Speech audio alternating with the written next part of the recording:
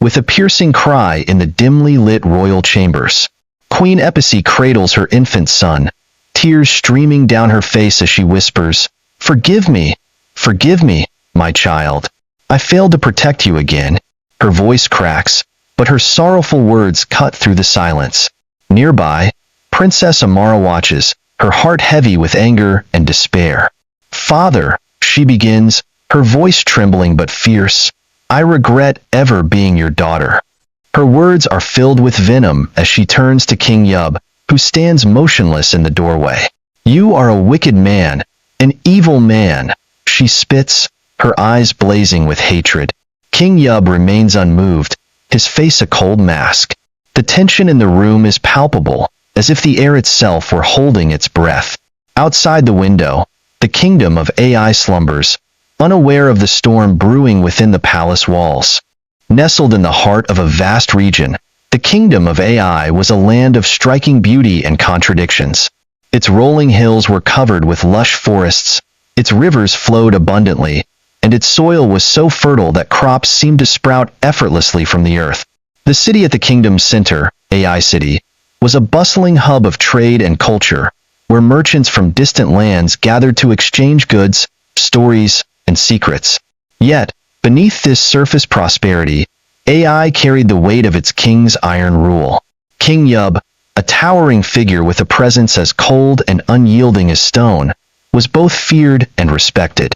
His reputation for being a ruthless ruler was etched into the minds of his people. While he ensured that the streets of AI were safe and its economy thriving, he demanded complete obedience in return. Any sign of dissent was met with swift and harsh punishment. His decree was law, and his word unchallengeable. But despite the king's oppressive rule, the people of AI were resilient. They worked tirelessly on their farms, crafting tools and cultivating crops that would feed not just their families, but also the royal coffers. The markets were alive with the chatter of traders and the clinking of coins, and the city's streets were a chaotic dance of humanity. It was here, among the commoners, that whispers began to spread about the farmer named Kelechi. Kelechi lived on the outskirts of AI, in a small house surrounded by fields of golden maize and sprawling cassava plants. To the world, he was just another peasant, a simple farmer who spent his days tending the land and his evenings in quiet solitude. But Kelechi was no ordinary man. Those who encountered him often spoke of his unusual wisdom. Despite his humble appearance, Kelechi carried himself with a quiet confidence that seemed out of place for someone of his station.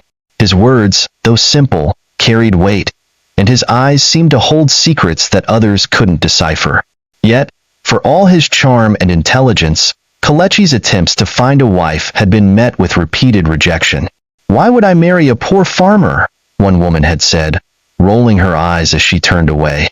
"I need a man who can give me a better life, not more hardship," another scoffed, her words laced with disdain. Each rejection stung, but Kelechi never let his disappointment show. He simply smiled, nodded, and returned to his fields, as if the insults had rolled off him like rain on stone. What none of these women knew was that Kelechi was far from poor. Hidden within his modest home were treasures that could rival the wealth of kings. Gilded artifacts, rare gemstones, and scrolls containing knowledge passed down through generations. Kelechi was not merely a farmer. He was the rightful heir to a neighboring kingdom, a fact he had kept hidden for years. Meanwhile, within the palace walls, Queen Epicee sat alone in her chambers, her thoughts heavy. Despite the luxuries that surrounded her, she felt like a prisoner. Her husband's strict rule left little room for kindness, and though she loved him, she often questioned his methods. Epicee's heart ached for the people of AI, especially the women who bore the brunt of the kingdom's struggles. Many worked tirelessly alongside their husbands in the fields, only to have their efforts taxed heavily by the crown.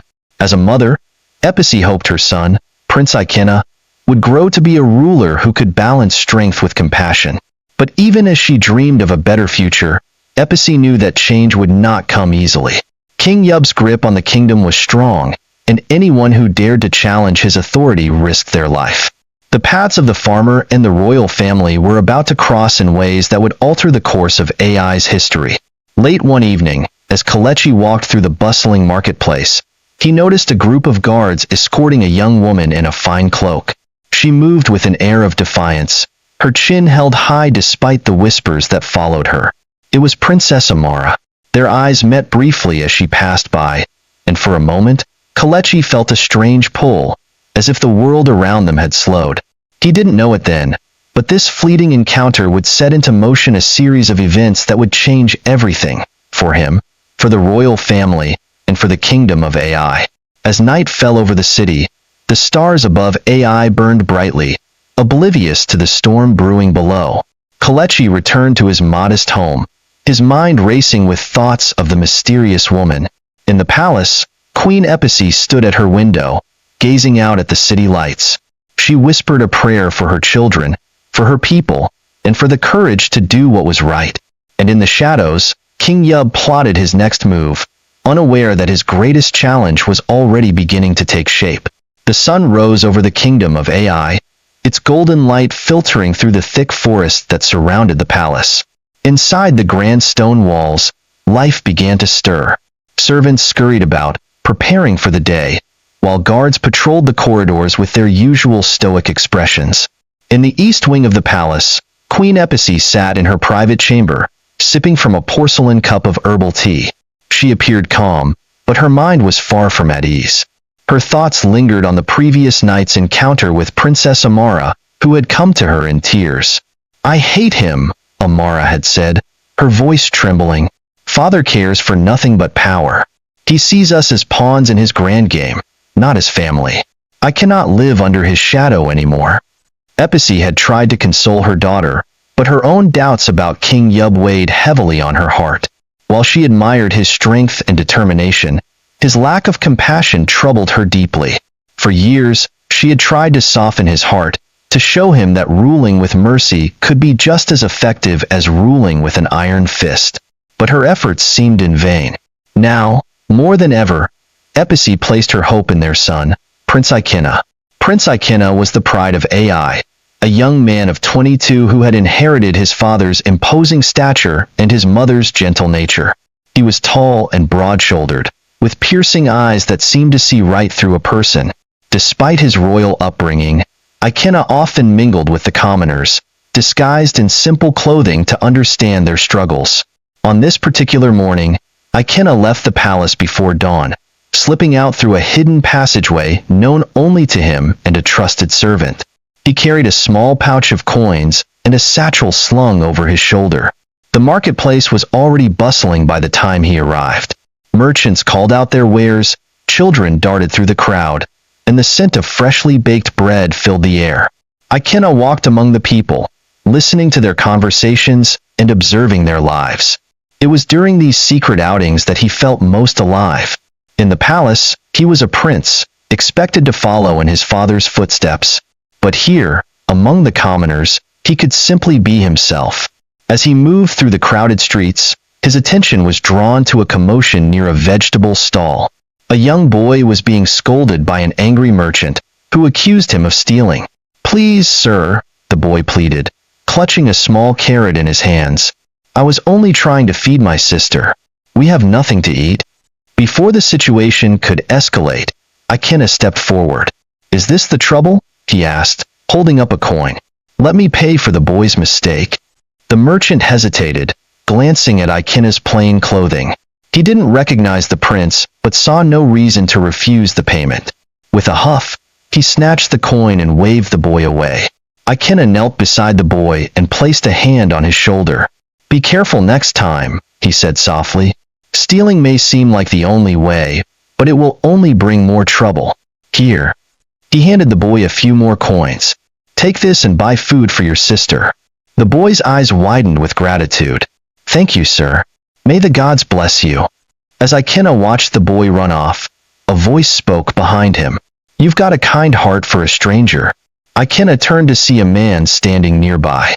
It was Kelechi, the mysterious farmer who had caught the princess's attention the night before. "I do what I can," Ikena replied cautiously, studying the man. There was something about Kelechi that intrigued him, though he couldn't quite place it. Kelechi smiled. "Kindness is rare in this kingdom. Hold on to it. The world needs more men like you." The two began to talk, and Ikena quickly found himself drawn to Kelechi's wisdom. They spoke of the kingdom's challenges, the plight of the commoners, and the heavy burden of leadership. Though Kelechi never revealed his true identity, his words carried the weight of someone who had seen much and endured even more. By the time they parted ways, Ikena felt as though he had gained a friend, and perhaps a teacher. Back at the palace, King Yub was in the throne room, meeting with his council. The room was grand, with high ceilings and intricate carvings on the stone walls. But the atmosphere was tense. "The people grow restless," one advisor said cautiously. "There are whispers of dissatisfaction in the outer villages." King Yub's jaw tightened. "Let them whisper.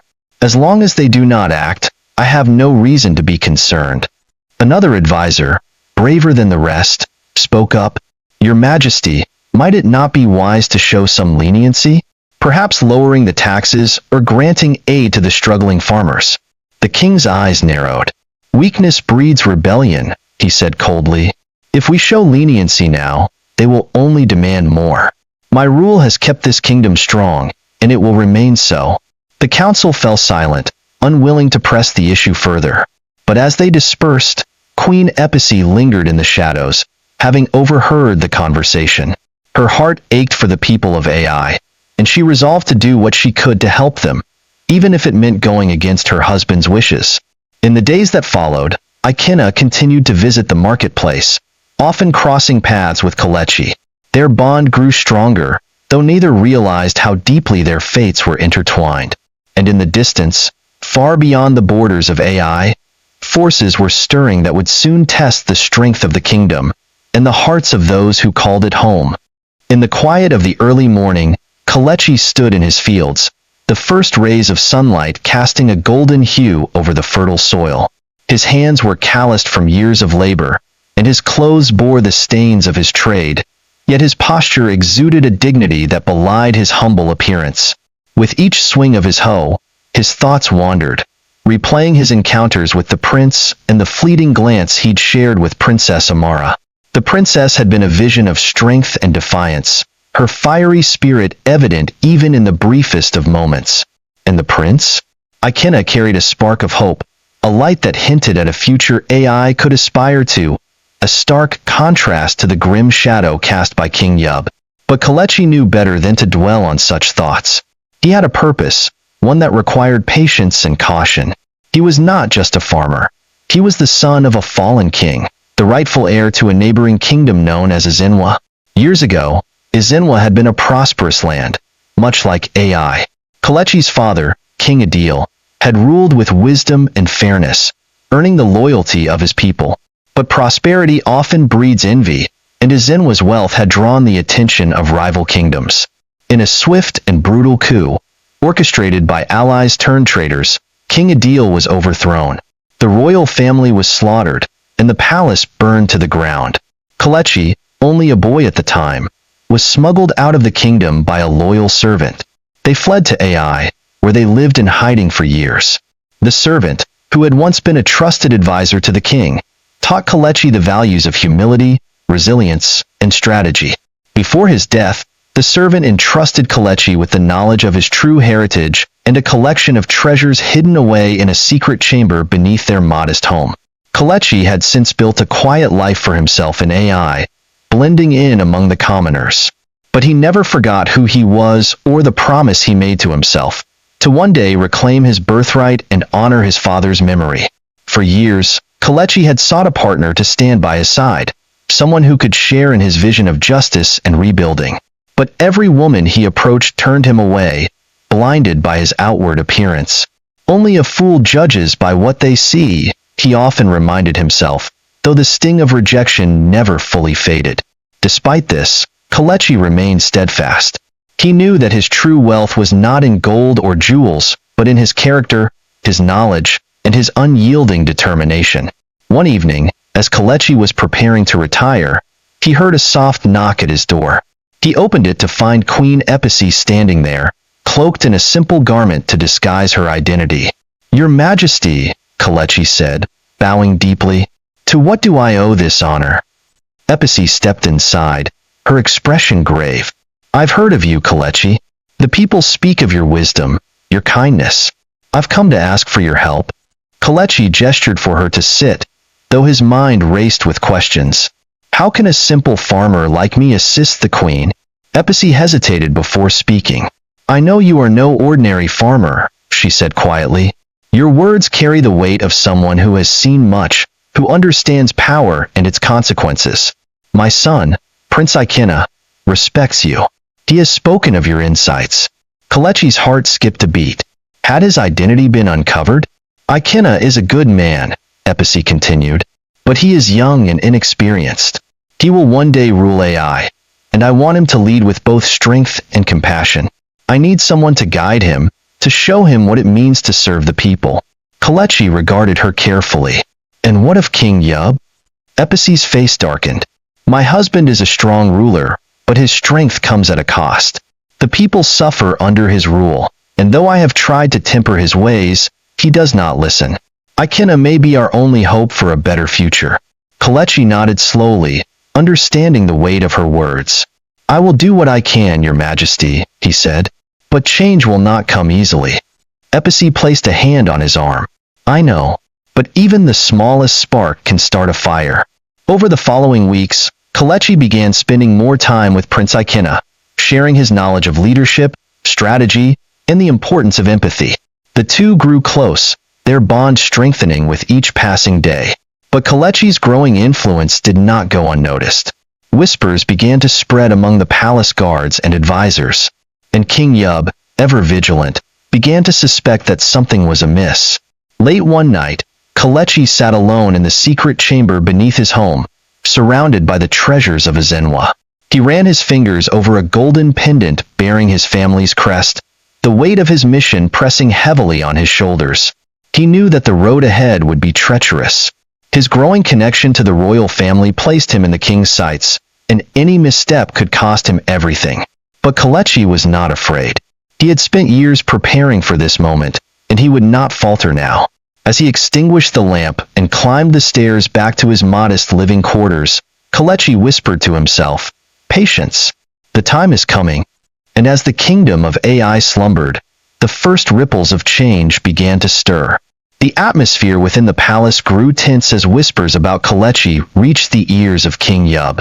While the king had never crossed paths with the farmer, he was a man who distrusted anything he could not control. The reports of Kelechi's wisdom, his growing influence over Prince Ikena, and the queen's secretive demeanor all raised red flags in his mind. Who is this man? Yub demanded, pacing the throne room. His advisors stood before him, their faces pale. "A farmer, Your Majesty," one of them replied hesitantly. "He lives on the outskirts of the city. By all appearances, he is of no significant wealth or status." "Then why does my son waste his time with him?" Yub's voice echoed through the chamber, his tone laced with irritation. "Ikena has responsibilities, not time for idle chats with commoners." An older advisor, braver than the rest, stepped forward. "Your Majesty, the prince admires Kelechi for his insights. Some say the man possesses a rare wisdom, one that resonates with the people. Perhaps allowing the prince to learn from him could strengthen his ability to rule." Yub's eyes narrowed. "Or it could weaken him, filling his head with dangerous ideas of softness and leniency." The king turned to his captain of the guard. "Keep an eye on this Kelechi.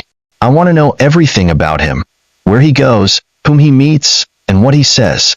If he poses any threat to the stability of this kingdom, I will deal with him myself." The captain bowed. "As you command, Your Majesty." Meanwhile, Prince Ikena remained blissfully unaware of his father's growing suspicions.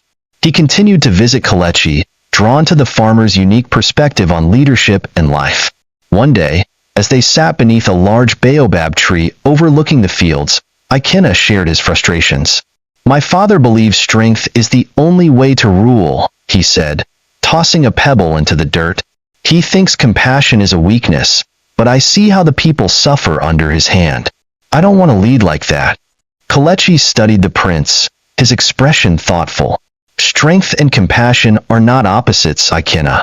True strength lies in knowing when to be firm and when to be gentle.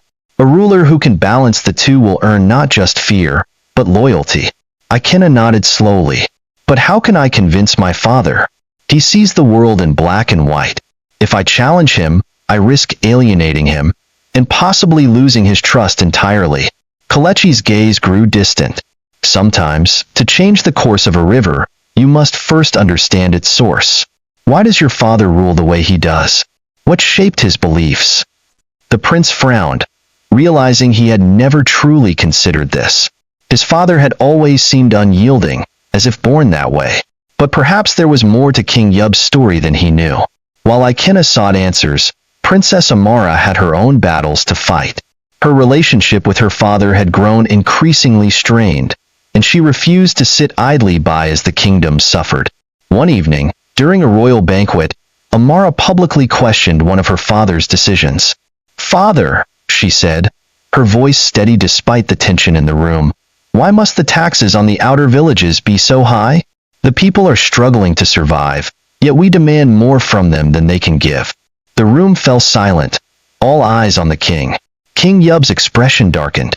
"It is not your place to question my decisions, Amara. The taxes ensure the stability of our kingdom. Without them, we risk chaos." "Chaos?" Amara countered, her tone sharp. "Or rebellion.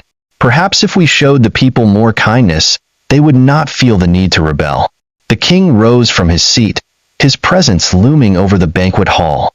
"Enough, Amara. Your insolence will not be tolerated." Amara held his gaze, unflinching. "Someone must speak for those who cannot, father. If you will not, then I will." Queen Episi quickly intervened, placing a calming hand on her husband's arm. "She speaks out of concern for the kingdom, my lord. Let us not turn this into a spectacle." Reluctantly, King Yub sat back down, though his anger simmered just below the surface. That night, Kelechi received an unexpected visitor. A young palace guard, sympathetic to the plight of the commoners, arrived at his home with a warning. "The king is watching you," the guard said, his voice low. "He suspects you of influencing the prince and possibly the queen. You must be careful." Kelechi nodded, gratitude and worry mixing in his chest. "Thank you for telling me. I will tread carefully." As the guard departed, Kelechi sat in the dim light of his home, contemplating his next move. The stakes were higher than ever, and one misstep could cost him everything. But retreat was not an option. Kelechi knew that his role in AI's future was far from over. The kingdom was at a crossroads, and he would do whatever it took to guide it toward a brighter path, even if it meant risking his life. Unbeknownst to Kelechi, the captain of the guard had already begun his surveillance. Kelechi's every move was noted, every visitor to his home tracked. And within the palace, King Yub plotted his next steps, determined to root out any threat to his reign. The kingdom of AI was a ticking time bomb, and the fuse had been lit. All that remained was to see who would rise from the ashes, and who would fall. The tension in the kingdom of AI had become almost palpable. Whispers of discontent rippled through the streets, and a quiet unease settled over the palace. It was clear to everyone that change was brewing, though no one could predict its shape or scope. Kelechi felt the weight of the kingdom's unrest more than most. As he worked in his fields, he noticed the way his neighbors spoke in hushed tones, their faces etched with worry. More farmers came to him for advice, not only about their crops, but about how to navigate the increasingly harsh rule of King Yub. One evening, as Kelechi prepared to return home after a long day's work, a group of villagers approached him. "Master Kelechi," one of them began hesitantly, "the guards came again today, demanding higher taxes. They took what little grain we had left. We don't know how much longer we can endure this." Another villager chimed in, anger evident in her voice. "We've heard of your wisdom, how even the prince comes to you for guidance. Tell us, what should we do?" Kelechi's heart ached for them. He knew their plight all too well, but he also understood the danger of open defiance. The kingdom was not yet ready for rebellion, and any rash action could lead to unnecessary bloodshed. "For now, endure," he said gently, "but prepare yourselves. Change is coming, and when the time is right, we will act together." Though his words offered little immediate comfort, the villagers nodded, trusting in his quiet strength. At the palace, Prince Ikena was beginning to uncover the depth of his father's iron-fisted rule. With the help of Kelechi's advice, He started investigating the kingdom's finances and the distribution of resources. What he found both shocked and infuriated him. Taxes collected from the outer villages were being funneled into the palace's coffers, used to fund lavish banquets and military expansions. Meanwhile, the people who worked the land were left to starve. How could he do this?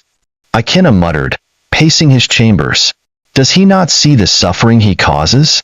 Amara, who had joined her brother after overhearing his frustration, crossed her arms. He sees it, Ikena. He just doesn't care. Father believes that fear keeps the kingdom in line. He would rather rule over ashes than risk losing control. Ikena stopped pacing and turned to his sister. We have to do something, Amara. We can't let this continue. Amara's expression softened. I agree. But we need a plan. One that won't cost us everything. The siblings spent hours discussing their options, their bond strengthening as they plotted a way to undermine their father's oppressive rule without igniting open rebellion. While her children schemed, Queen Epicee worked quietly behind the scenes. She began visiting the outer villages under the guise of delivering aid, accompanied only by a small, loyal entourage. One evening, during one of these visits, she encountered a group of villagers discussing Kelechi. He's the only one who listens to us, one man said. He gives us hope. Epicee's curiosity was piqued. Tell me more about this Kelechi, she urged. The villagers spoke of the farmer's wisdom and kindness, his ability to inspire even in the darkest times. Epicee smiled, her resolve hardening. If Kelechi could inspire the people, perhaps he could help her children as well. Meanwhile, King Yub's suspicions about Kelechi continued to fester. The reports from his spies painted a picture of a man who was far too influential for a mere farmer. He's gathering followers, Yub growled during a private meeting with his advisors. He's poisoning my son's mind and stirring unrest among the people.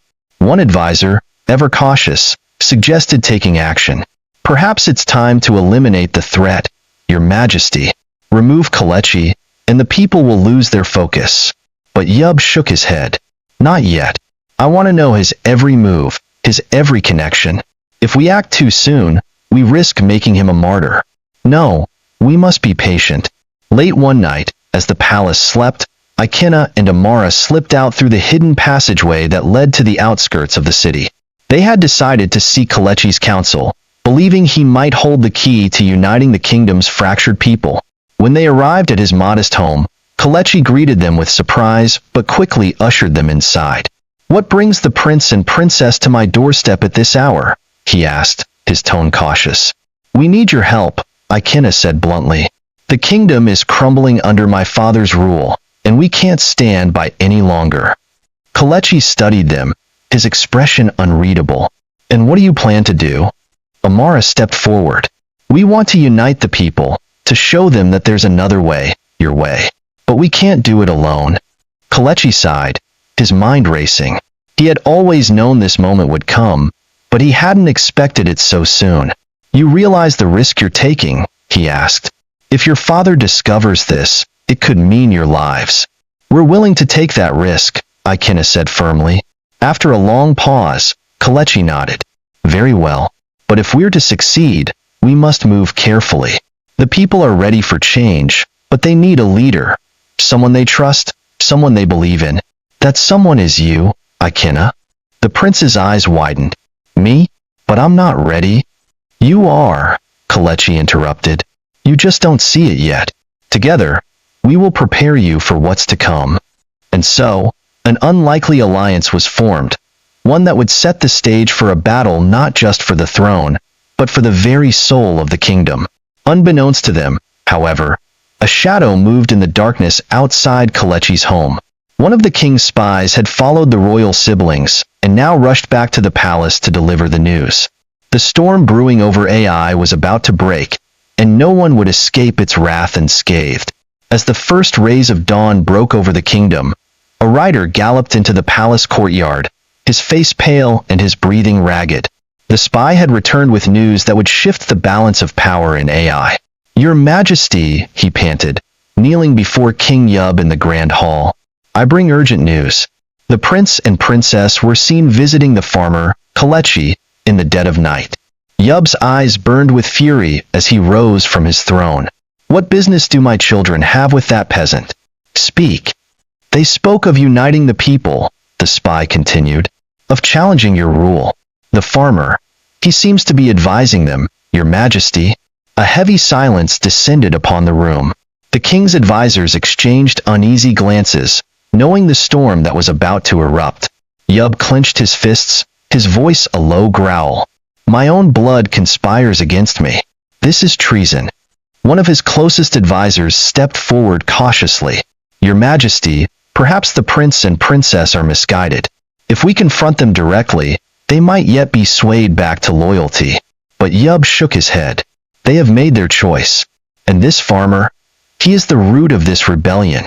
If I do not cut him down, the people will see him as a symbol of defiance. Bring him to me, alive. Back at Kelechi's home, the atmosphere was tense but hopeful. The discussions with Ikenna and Amara had given the siblings a newfound determination, and Kelechi had begun outlining the steps they would need to take to rally the kingdom's people. But their plans were interrupted when a breathless messenger arrived. A young boy from the village who often ran errands for Kelechi. Sir, soldiers are coming, the boy cried. The king knows you've been meeting with the prince and princess. Kelechi's face hardened. He turned to Ikenna and Amara. You must leave. Now, if the soldiers find you here, they'll accuse you of treason, and you won't have a chance to fight for the people. Amara hesitated. But what about you? If they take you? I'll be fine, Kelechi said firmly, though he wasn't certain of his own fate. You are the future of this kingdom. Do not let my capture be in vain.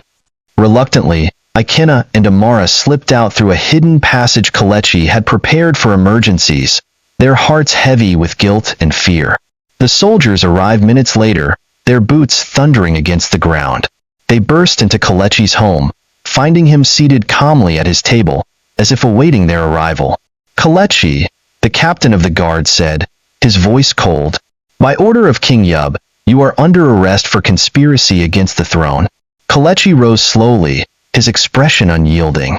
I have conspired for nothing but justice and peace for this kingdom. If that is a crime, then I accept my fate. The captain hesitated, taken aback by the farmer's composure. But duty demanded action, and Kelechi was bound in chains and escorted to the palace. Kelechi was brought before King Yub in the grand hall, his wrists bound but his head held high. The king glared down at him from his throne, his expression a mix of anger and disdain. So, Yub began, his voice echoing through the chamber. You are the one who dares to defy me, a mere farmer, thinking himself a kingmaker. I defy nothing but oppression, Kelechi replied, his voice steady.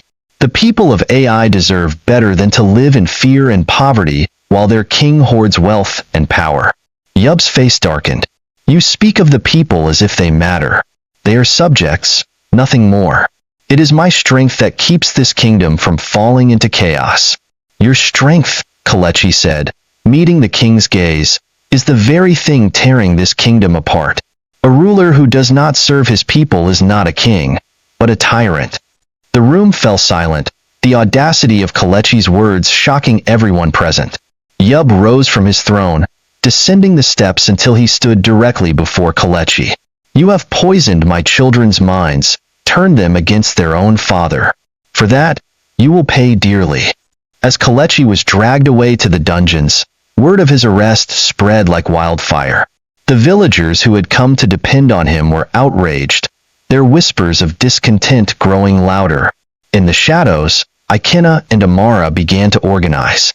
With Kelechi's teachings fresh in their minds, they reached out to the outer villages, rallying the people and forming alliances with key figures in the palace who were disillusioned with Yub's rule. Queen Episi, though careful to avoid suspicion, subtly aided their efforts. She ensured supplies were smuggled to the resistance and used her influence to sway those still loyal to the king. In the cold, damp confines of the dungeon, Kelechi found himself face to face with an unlikely ally, a former palace guard who had been imprisoned for speaking out against the king's cruelty. You're Kelechi, aren't you? The man asked, his voice rough but curious. I am, Kelechi replied. The guard nodded. I've heard of you. The people believe in you. If you're planning something, Know that there are those within the palace who will stand with you when the time comes." Kelechi's eyes narrowed. "And you? Will you help?" The guard smiled faintly. "If it means bringing down Yub and giving this kingdom a chance at peace, then yes, I will help." Unbeknownst to King Yub, the kingdom was on the brink of rebellion. Kelechi's arrest had only solidified the people's resolve, and in the shadows of the palace, alliances were being forged. The storm that had been gathering for so long was about to break, and when it did, the fate of AI would be decided, not by strength alone, but by the courage of those who dared to dream of a better future. In the days following Kelechi's imprisonment, unrest rippled through the kingdom like a rising tide. Villages once resigned to their suffering now murmured openly about rebellion. Kelechi's arrest, meant to silence dissent, had only stoked the flames of defiance. Prince Ikena and Princess Amara worked tirelessly to rally the people. Ikena traveled in secret to distant villages, speaking with local leaders and assuring them that change was coming. His royal status gave his words weight, but it was the wisdom he had gleaned from Kelechi that truly resonated with the people. Leadership is not about commanding fear, he told a gathering of farmers in a remote village. It's about earning trust. It's about knowing the struggles of the people and working alongside them to build a better future. The farmers, who had long suffered under the king's oppressive taxes, nodded in agreement. One elder stood and placed a hand on Ikena's shoulder. "We will follow you, Prince Ikena, but we need a plan, one that can succeed against the king's army." Ikena nodded, his jaw set with determination. "A plan is already in motion. All I ask is your patience and your trust." Back in the palace, Queen Episi was quietly working to strengthen the rebellion from within. Under the guise of distributing relief to the outer villages, she funneled supplies and information to Ikena and Amara. One evening, she summoned a trusted servant to her chambers. "Deliver this message to my son," she instructed, handing the servant a sealed letter. "Tell him it is time to gather his allies. The palace guards are not as loyal to the king as they appear." The servant nodded, slipping the letter into his cloak. "I will ensure it reaches him, your majesty." As the servant left, Episi sighed deeply. She knew the risks she was taking. If Yub discovered her involvement, her position, and possibly her life, would be forfeit. But she also knew that this was her only chance to protect her children and the kingdom she loved. Kelechi's imprisonment had done little to diminish his spirit. Though the dungeon was cold and dark, he found solace in the quiet moments of reflection and the faint sense of hope that still lingered in his heart. One night, the guard who had promised to help returned to his cell. "There's news," the guard whispered, unlocking the door just enough to pass a small piece of parchment through the bars. Kelechi unfolded the note, his heart racing as he recognized Ikena's handwriting. "Hold on. The people are with us. We will free you soon." Kelechi smiled faintly, the words rekindling his determination. He folded the note and tucked it into his sleeve, his mind already working through what lay ahead. Ikena and Amara's efforts were beginning to bear fruit.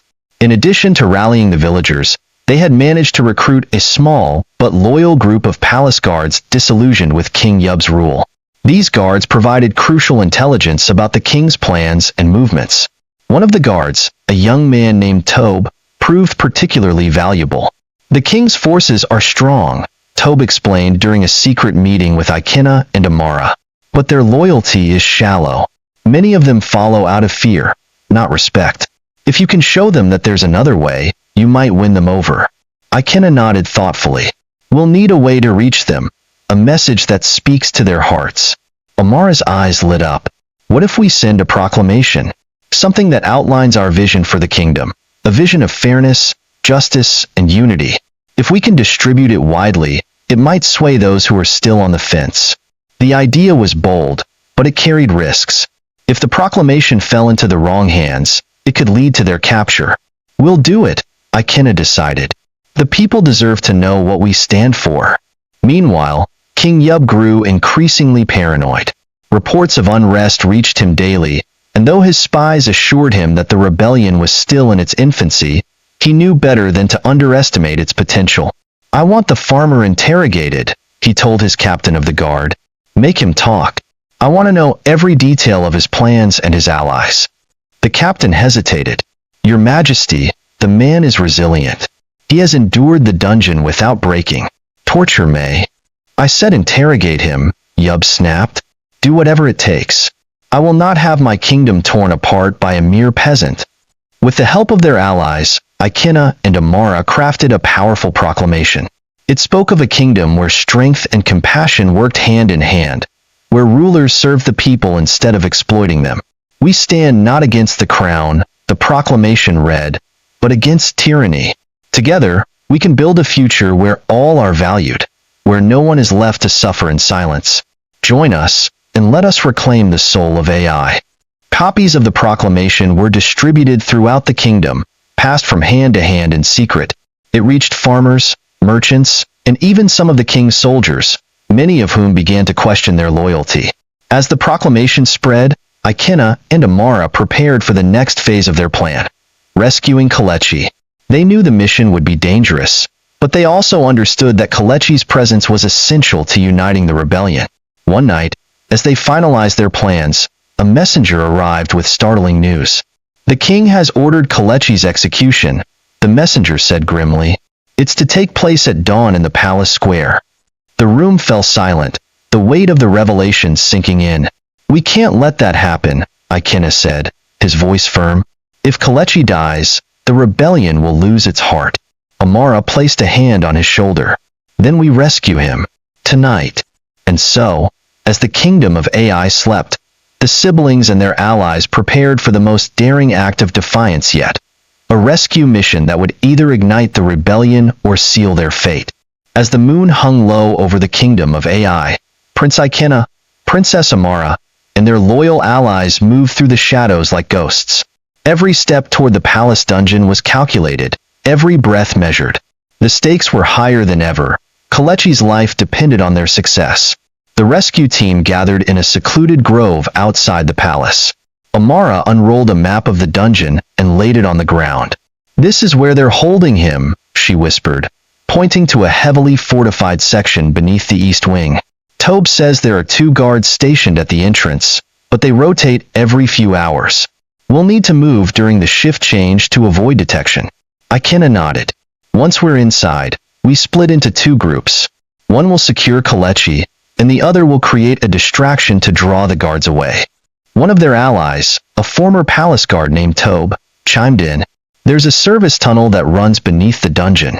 It's rarely used, but it will be our best escape route. I've secured the key to the grate. Amara's eyes scanned the faces of the group. This won't be easy, but it's our only chance. If anyone wants to back out, now's the time. No one moved. Good, Ikena said, his voice steady. Let's bring him home. Kelechi sat in his cell, his wrists and ankles shackled, though his spirit remained unbroken. He had overheard the guards discussing his execution at dawn, but fear had no place in his heart. He closed his eyes, silently reciting the teachings of his ancestors. A true leader does not fear death. He fears leaving his people without hope. The faint sound of footsteps brought him back to the present. He tensed, expecting another guard, but instead, a familiar voice whispered through the bars. Kelechi, it's us. His eyes widened as he saw Amara's face appear in the dim torchlight. Behind her, Ikena and Tobe worked quickly to pick the lock on his cell. What are you doing here? Kelechi asked, his voice low but urgent. Saving you, Amara replied, a determined smile on her lips. We're not letting you die for this kingdom. Before Kelechi could protest, the lock clicked, and the door swung open. While Ikena and Amara freed Kelechi, the second group moved into position to create a diversion. They set fire to a storage room near the barracks, the thick smoke quickly drawing the attention of the palace guards. Fire! Fire in the east wing! Shouted one of the guards, rushing toward the blaze. The chaos spread rapidly, leaving the dungeon unguarded for the crucial moments the rescue team needed. With Kelechi free, the group made their way to the service tunnel. Tobe unlocked the grate, and one by one, they slipped into the dark, narrow passage. We're almost there, Tobe whispered, leading the way with a flickering lantern. Stay close and stay quiet. The tunnel seemed to stretch on forever, every creak and drip of water echoing like thunder in their ears. But finally, They emerged into the open air, just beyond the palace walls. Kelechi turned to Ikena, his expression both grateful and stern. "You shouldn't have risked so much for me." Ikena shook his head. "We couldn't let you die, Kelechi. The kingdom needs you." "And we need you," Amara added. Kelechi sighed, nodding. "Then let's not waste this chance. The real fight begins now." The following morning, King Yub stood in the palace square, awaiting the execution that would never come. "Where is he?" he demanded, his voice thunderous. The captain of the guard knelt before him, trembling. "Your Majesty, the prisoner has escaped. The dungeon was breached during the fire last night." "Escaped?" Yub bellowed, his face contorting with rage. "How could this happen? Find him. Find all of them, or I will have your heads." The king's fury rippled through the palace, but deep down, he felt something far worse than anger, fear. The rebellion was no longer a distant threat. It was here, and it was growing stronger. The rescue of Kelechi sent shockwaves through the kingdom. News of his escape spread quickly, bolstering the spirits of the villagers and sowing doubt among the king's forces. Kelechi, Ikena, and Amara wasted no time in organizing their next move. They established a secret headquarters in the forest, where allies from across the kingdom gathered to plan the rebellion. Kelechi addressed the growing crowd one evening, his voice ringing with conviction. "This kingdom belongs to all of us, not just the one who sits on the throne. Together, we can reclaim it, not through fear, but through unity. The road ahead will be difficult, but I promise you this. We will see a day when AI is free." The crowd erupted into cheers, their resolve stronger than ever. As the sun set over the forest, the rebellion's leaders knew that the battle for AI was far from over. But for the first time, they felt the stirrings of hope, a hope that would carry them through the trials to come. Little did they know, the king was already preparing his counterattack, one that would test their strength and determination like never before. As the rebellion gained momentum, King Yub convened a secret meeting with his most trusted advisors. The grand chamber was filled with tension as the king paced before the council table, his face a mask of fury. "This rebellion is no longer a spark. It is a flame," Yub declared. "And if we do not extinguish it now, it will consume us all." An older advisor, General Oluka, spoke up. "Your Majesty, we must act swiftly and decisively." The people rallied behind the prince and the farmer, but they remained disorganized. A concentrated strike could scatter them before they grow too powerful. Another advisor, however, voiced caution. "The rebellion thrives on the people's discontent. Crushing them with brute force may only strengthen their resolve. We must strike surgically, not blindly." King Yub considered their words, his mind racing. "Then we shall do both. I will send my elite soldiers to hunt down the leaders, and at the same time, I will impose harsher laws to remind the people of the consequences of defiance." Yub's first move was to dispatch a specialized unit known as the Shadow Guard. These were not ordinary soldiers but assassins trained in tracking and eliminating threats to the crown. Their leader, Commander Zuri, was infamous for her ruthlessness. Zuri knelt before the king, her dark armor gleaming in the torchlight. "Your orders, Your Majesty?" "Find the farmer, Kelechi," Yub commanded. "Find my traitorous children. Bring me their heads." Zuri rose, a cruel smile playing on her lips. "It will be done." Meanwhile, in the forest, the rebellion's leaders worked tirelessly to strengthen their forces. The camp buzzed with activity as villagers, former guards, and even displaced merchants trained side by side. Kelechi stood at the center, watching as Ikena demonstrated sword techniques to a group of recruits. "The people are learning," Amara said, stepping beside him. "But we're still no match for the king's army. We need more allies, more weapons." Kelechi nodded. "We'll reach out to the northern clans. They've suffered under Yub's rule for years. They'll be eager to join us if we show them we're serious." Amara hesitated. "The northern clans are proud. They'll demand proof of our strength before they risk their own lives." "We'll give them proof," Kelechi said firmly. "A victory, no matter how small, will show them we're a force to be reckoned with." The rebellion's leaders decided their first target would be a supply caravan destined for the palace. Capturing it would provide much-needed weapons and food while disrupting the king's operations. The caravan was heavily guarded, and the mission would be dangerous. But Kelechi knew it was necessary. "I'll lead the raid," Ikenna volunteered, determination blazing in his eyes. "No," Kelechi said. "You're too important to the cause. If something happens to you, the rebellion will lose its symbol of hope." "But—" "No arguments," Kelechi interrupted. "I'll go. The people trust me to lead them, and I won't ask them to take risks I'm not willing to take myself." Amara stepped forward. "Then I'm going with you." Kelechi hesitated, but the look in her eyes left no room for debate. "Very well. We leave at first light."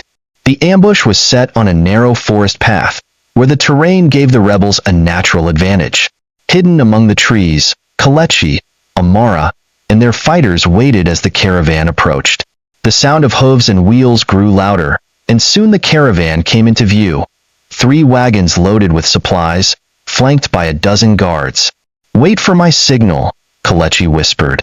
As the lead wagon passed, Kelechi raised his hand and gave a sharp whistle. Arrows rained down from the trees, striking the guards before they could react.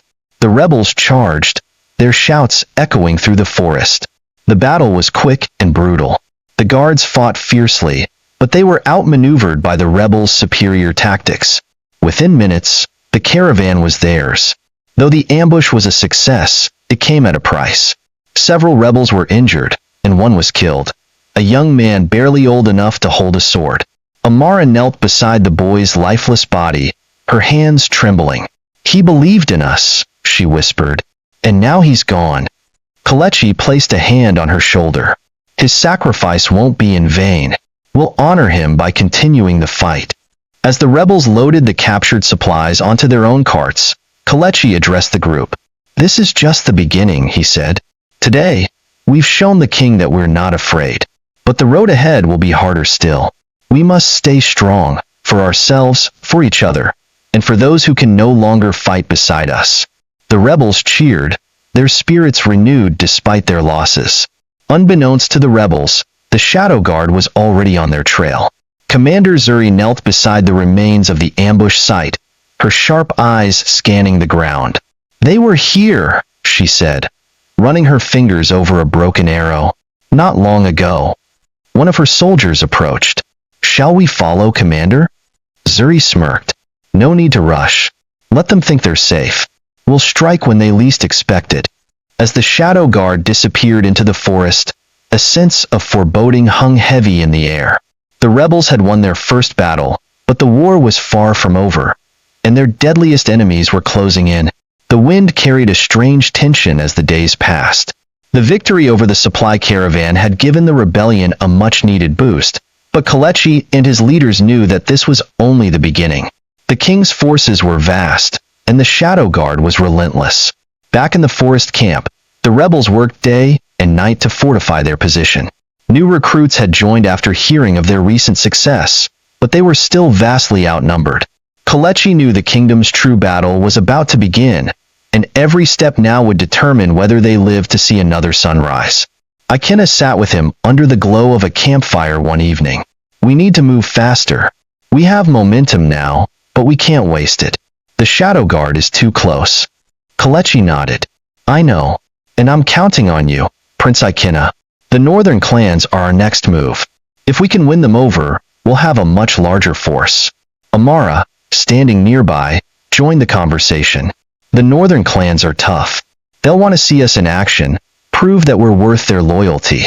"We'll show them," Ikenna replied, his eyes hard with determination. "And we'll need the weapons we've taken from the caravan. We need to be ready when the king comes after us." The rebellion had begun to show signs of organization, but Kelechi knew it wasn't enough. They needed more than weapons or numbers. They needed a strategy that could level the playing field against the king's elite forces. That night, Kelechi met with his inner circle, the ones who had believed in him from the very beginning. They gathered in a small, secluded hut at the edge of the camp. "The northern clans have always been our best hope," Kelechi began. "If we win their support, we can challenge Yub's army head-on. But we must offer them something that shows we're capable of leading them to victory, not just survival." Ikenna's voice cut through the silence. We'll need a bold move, something that will shake the king's confidence. Kelechi nodded. Yes. We take the king's fortress. The room went still. Are you serious? Tobe, a trusted former palace guard, spoke up. The fortress is nearly impenetrable. It's heavily guarded, and Yub's elite forces are stationed there. It's suicide. We don't attack it directly, Kelechi said, his tone calm yet commanding. We make a statement. We raid the fortress's supply lines, cut off their resources, and cripple their ability to respond. We take their food, weapons, and transport. If we strike hard enough, the king will have to pull his forces back to defend his kingdom. Amara frowned, clearly concerned. But the Shadow Guard, they'll know our movements. They'll be waiting for us.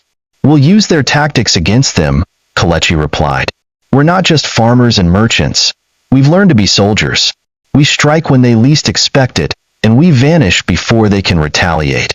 The strategy was risky, but Kelechi's confidence was unshakable.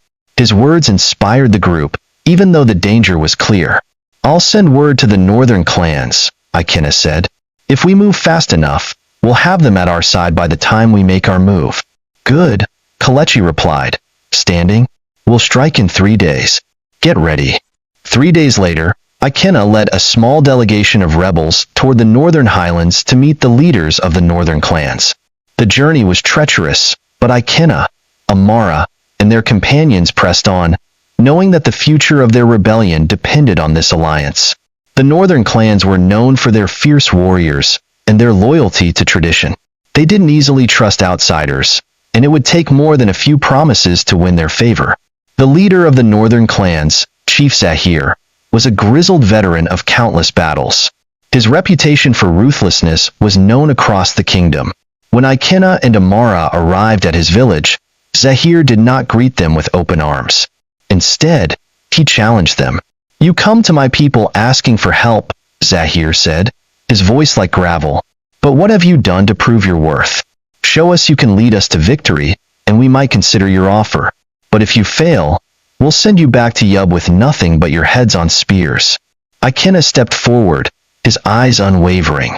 We've already made our first move. We've struck at Yub's supply lines. Soon, his forces will feel the weight of their own weakness. We're not just asking for your help, we're offering you a chance to fight for your future. Zahir studied him for a long moment before speaking again. Words are easy. I want action. Lead me and my warriors into battle, and then we'll talk about alliances. Amara took a deep breath and added, We will show you what we can do. We'll strike the king's fortress. Together, we will take what is ours. Chief Zahir's eyes narrowed. I like your spirit, but talk is cheap. Show me, and we will follow. With the northern clans now aligned with the rebellion, Kelechi knew it was time to take the next step. The plan was set, and the march toward Yub's fortress began. The newly combined forces of the northern warriors, along with the core of the rebellion, moved like a single unit, swift, silent, and determined. Ikena and Amara rode at the front with Kelechi, their hearts filled with resolve. The time for hesitation had passed. They were about to make history. But even as they marched, the Shadow Guard was closing in. Zuri had heard of their movements and was already planning her strike. The elite assassins of the Shadow Guard were as deadly as the night itself, and they would stop at nothing to bring the rebellion to its knees. In the distance, the looming silhouette of the king's fortress grew ever closer. The walls were tall, and the guards were many. But for Kelechi and his people, the fortress was not a symbol of invincibility. It was the battleground for their future. As they neared the fortress, Kelechi looked to his companions. Today, we take our kingdom back. They approached the walls, and for the first time, the rebels felt what it was like to be more than just survivors. They were warriors, fighting not just for victory, but for the freedom of AI. The night was still and silent, but beneath the surface, the air crackled with anticipation. The combined forces of the rebellion and the northern clans had reached the outskirts of King Yub's fortress. The towering stone walls loomed above them, a reminder of the power that had held AI in a vice grip for so long. Yet tonight, those walls would face the challenge of their lives. Kelechi, Ikena, and Amara stood at the head of the rebel forces, their eyes fixed on the fortress. The northern warriors, their faces painted with war paint, gripped their weapons with fierce resolve. There was no turning back now. The time for sneaking through the shadows had passed. It was time for open rebellion. "We move at dawn," Kelechi said, his voice steady. "We'll strike from the north side of the fortress. The guards on that side are fewer. Once we breach the outer walls, we move quickly and take control of the supply gates. Ikena, you'll lead the northern clans to the gates. Amara and I will go with the main force to secure the courtyard." Ikena nodded, his gaze unwavering. "We'll do it, Kelechi. The king won't know what hit him." Amara's eyes met Kelechi's, a silent promise between them. She had fought alongside him from the very beginning, and she was ready for whatever came next. They spent the night preparing. The northern warriors sharpened their weapons, while the rebellion's fighters checked their armor and equipment. In the darkness, only the soft clink of metal and the occasional whispered command broke the silence. It was a sense of unity that came with the knowledge that they were no longer just fighting for survival. They were fighting for their future. At the break of dawn, the first signal was given. A flare shot into the sky, lighting up the horizon and signaling the beginning of the assault. With the flare as their signal, the rebels surged forward like a tidal wave, charging toward the fortress with a roar. Ikena and the northern clans led the charge, their battle cries echoing in the crisp morning air. The king's guards on the north side were caught off guard, scrambling to respond as the rebels smashed into them with full force. The clash of steel rang out as the two sides met. The northern warriors were fierce, their blades cutting through the guards with precision and speed. Ikena fought at the front, his movements fluid and powerful, as he pushed forward toward the supply gates. Meanwhile, Kelechi and Amara led the main force to the courtyard, cutting down anyone who stood in their path. Their mission was clear: seize control of the fortress and cripple Yub's ability to respond. Amara swung her sword in wide arcs, taking down a guard who tried to block her path. Kelechi, ever the strategist, was quick to identify the weak points in the defense. "Push forward. We need to take that gate before they can regroup." As the rebels surged into the courtyard, the fortress's defenders scrambled to form a line of defense. But it was too late. Kelechi's forces were too many and too fierce. The rebels overwhelmed the guards, taking control of key positions within the fortress. But as the rebels celebrated their early victory, a chilling presence made itself known. The Shadow Guard had arrived. Their silent, deadly figures emerged from the shadows, moving with eerie precision. Zuri, the commander, stood at the front of her elite soldiers, her cold eyes scanning the battlefield. "We will not let them take the fortress," Zuri said, her voice low and dangerous. "Prepare to strike." The Shadow Guard moved like wraiths, cutting through the rebels with terrifying efficiency. Every strike was fatal, and they seemed to appear out of nowhere, leaving death in their wake. The rebels had been expecting a fight, but not like this. Kelechi saw the shift immediately. The rebels were being pushed back, the momentum they had gained slipping through their fingers. He gritted his teeth. "Ikena!" he shouted across the battlefield. "We need to fall back and regroup." But it was too late. The Shadow Guard had already surrounded them. Zuri stepped forward, her eyes locking with Kelechi's. "You've been a thorn in the king's side for too long, farmer," she said, her tone mocking. "But it ends here." Kelechi's heart pounded in his chest. "We'll see about that." Zuri's blade gleamed in the morning light as she advanced on Kelechi. The two warriors circled each other, sizing one another up. The sounds of battle faded as the rest of the world seemed to vanish. Kelechi could feel the weight of the moment pressing down on him. "You're strong, Kelechi," Zuri said, her voice laced with admiration. "But you're not a king. You can't win this fight." Kelechi didn't respond. He didn't need to. He was fighting for more than just his life. He was fighting for the future of AI, for the people who believed in him. Zuri lunged, her blade flashing with deadly intent. Kelechi blocked the strike, his sword clashing against hers with a loud clang. The force of the blow sent a shock through his arms, but he held his ground. He knew he couldn't back down now. With a swift motion, Zuri attacked again, her strikes fast and precise. Kelechi parried, his movements honed from years of hard work and battle. The two were locked in a deadly dance, neither giving an inch. For every strike Zuri made, Kelechi answered with one of his own. His strength, fueled by the anger and desperation of his people, gave him an edge, but Zuri's skill was undeniable. She was a master of combat, and Kelechi could feel it in every move. But as the battle raged on, Kelechi saw an opening. Zuri's foot slipped slightly on the uneven ground, and in that split second, Kelechi lunged forward, knocking her off balance. He pressed the advantage, his blade coming down with lethal force. Zuri's eyes widened, but she was too slow to react. Kelechi's blade grazed her arm, causing her to stumble back in pain. "You're not the only one who can learn from their mistakes," Kelechi said, his voice filled with quiet determination. With Zuri momentarily disoriented, Kelechi seized the opportunity. The rebels, seeing their leader take control of the fight, rallied behind him. Ikena and Amara, too, fought with renewed vigor, pushing back the remaining Shadow Guard forces. The tide of battle shifted once again in the rebels' favor. The king's elite soldiers were relentless, but they couldn't withstand the combined might of the rebellion and the northern clans. By the time the sun reached its peak, the fortress had been taken, but the victory came at a heavy price. The rebels had lost several of their own, and the northern clans had suffered casualties as well. Kelechi stood on the steps of the fortress, his chest heaving from the exertion of the battle. His eyes scanned the battlefield, where the bodies of fallen soldiers, both rebel and royal, lay scattered across the grounds. "We've won," Amara said, her voice tinged with exhaustion. Kelechi nodded, his gaze hard. "Yes, but the war is far from over. The king won't let this go. We must prepare for the next battle, and this time, we take everything." With the fortress now in their hands, the rebels knew that the future of AI had shifted irrevocably. The king would retaliate, but for the first time, Kelechi and his allies were ready.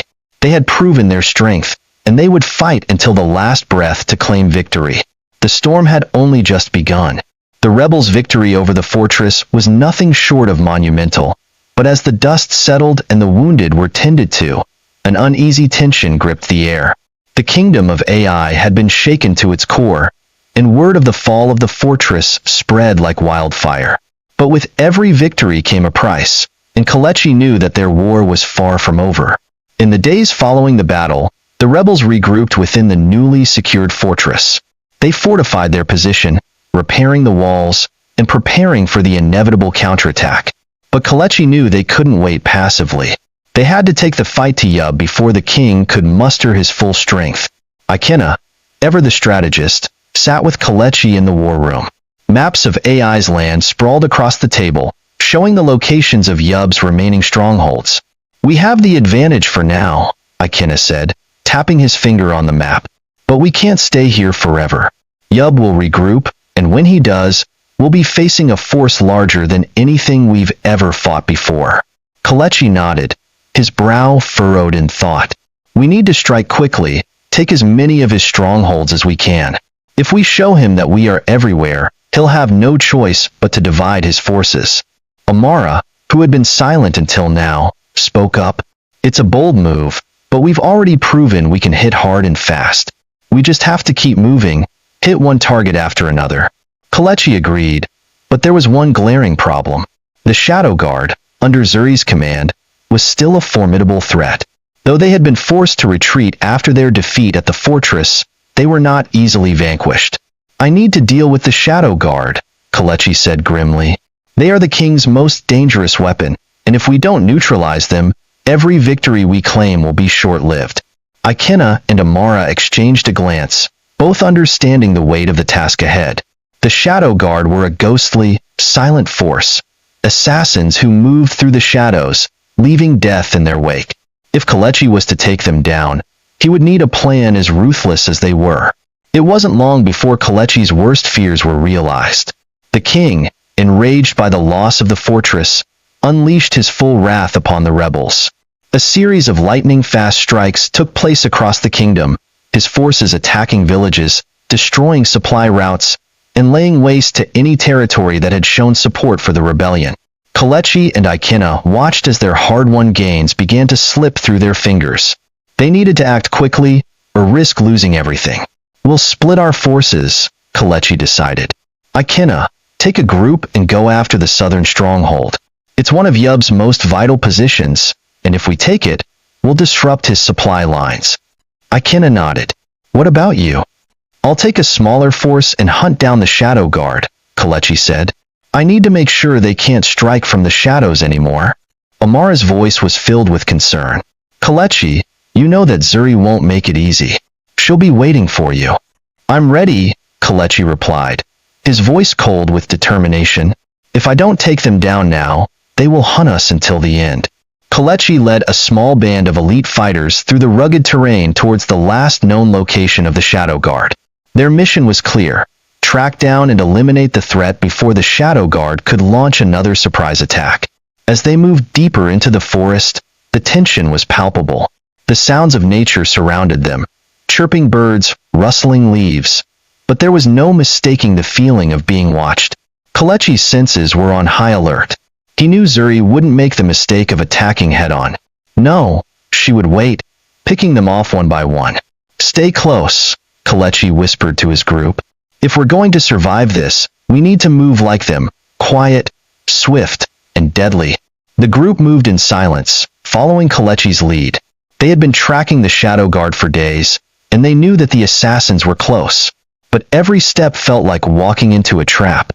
Suddenly, a faint rustling in the underbrush caught Kelechi's attention. His eyes narrowed. Get ready, he muttered. Without warning, a shadow darted from the trees, and a figure lunged at Kelechi. His reflexes were quick. He parried the strike, the sound of metal on metal ringing in his ears. The assassin was fast, almost too fast, but Kelechi had been expecting an ambush. The fight was fierce. Kelechi's sword danced through the air, blocking each strike, while his opponent's movements were fluid, like a shadow. He knew this was Zuri. She was the one who had trained these assassins to be lethal, and now, she was testing Kelechi's resolve. You're still too weak, Zuri hissed, dodging another of Kelechi's strikes. You can never defeat us. We are the king's true strength. You're wrong, Kelechi snarled, his anger rising. You're nothing but shadows, and I will burn you all away. With a fierce roar, Kelechi launched himself at Zuri, his sword cutting through the air with deadly precision. Zuri's eyes widened for a split second before she tried to counter, but Kelechi was too fast. His sword found its mark, slicing through the air and landing a glancing blow across Zuri's shoulder. Zuri staggered back, surprise flashing in her eyes. You are stronger than I thought. Kelechi stood over her, his chest heaving with exertion. I'm not done yet. Not until every last one of you is gone. Zuri's eyes narrowed, and she smiled grimly. You'll regret underestimating me, Kelechi. You've only just begun to understand the true power of the Shadow Guard. With that, she disappeared into the shadows, her retreat as swift as her strike. Kelechi stood still for a moment, his heart pounding. This was only the beginning. The Shadow Guard would regroup, but next time, they wouldn't be so lucky. Meanwhile, Ikena and his force were pressing on toward the southern stronghold. They had encountered some resistance, but the rebels' determination was unmatched. The southern stronghold was heavily fortified, but Ikena knew that with Kelechi's plan and the northern warriors at his side, they could make a significant dent in the king's forces. We have to take this place, Ikena said, surveying the fortress before them. It's not just about winning. It's about sending a message to Yub that we are here to stay. The battle that followed was fierce. The rebels, bolstered by the northern clan's strength and the tactical genius of Ikena, pushed through the defenses. The king's forces fought back, but they were outnumbered and outmatched. By the time the sun set, the southern stronghold was in the hands of the rebellion. Ikena stood on the steps of the fortress, breathing heavily from the fight. The rebels had won a major victory, but Ikena knew that the king's wrath would be swift and deadly. With both the southern stronghold and the fortress in rebel hands, the war for AI was entering a new phase. The rebels had taken the fight to Yub, and now, they had to prepare for the king's final, all-out assault. Kelechi's plan was taking shape, but every move came with a cost, and the true battle was just beginning. The winds had shifted in AI. The kingdom, once so secure in the iron grip of King Yub, was now teetering on the edge of chaos. The The fall of the southern stronghold and the fortress had rattled the monarchy, but King Yub was not a man easily defeated. His anger had only intensified, and he had already begun to rally his forces for a counterattack that would crush the rebellion once and for all. Ikena, Kelechi, and Amara gathered with the leaders of the northern clans in the war room of the southern stronghold. The air was thick with tension. Their recent victories had been hard-earned, but everyone knew that the king's retaliation would be brutal. "We have to move quickly," Kelechi said, his voice low and commanding. "Yub won't wait long. We've taken 2 of his most important strongholds, and now he will come for us with everything he's got. We need to strike before he can rally his full force." Ikena nodded, his brow furrowed in thought. "We've already hit his southern defenses, but his main army is still intact. His elite soldiers, the Shadow Guard, are still out there. We need to find a way to weaken them even further." Amara spoke up, her voice steady but filled with concern. "The Shadow Guard won't be easy to defeat. Zuri won't make the same mistake again. She's been trained to anticipate every move." Kelechi's eyes hardened. "Then we need to change the rules of the game. We need to draw her out, take her by surprise. If we can break the back of the Shadow Guard, Yub will have no choice but to face us on the battlefield." A murmur of agreement rippled through the room, but the weight of Kelechi's words hung in the air. The rebellion had come far, but they had not yet won. King Yub sat in the grand hall of his fortress, his mind clouded with rage. The loss of the southern stronghold and the fortress had been a blow to his pride, but he had long since learned that a king could survive any setback as long as his enemies were crushed beneath his boot. His advisors, all of them loyal to the crown, stood before him, awaiting his orders. "We cannot allow these rebels to continue to defy me," the king said, his voice cold and commanding. "They think they can take what is mine, but they are wrong. We will break them. We will burn their rebellion to the ground." The generals bowed their heads in deference, ready to carry out the king's will.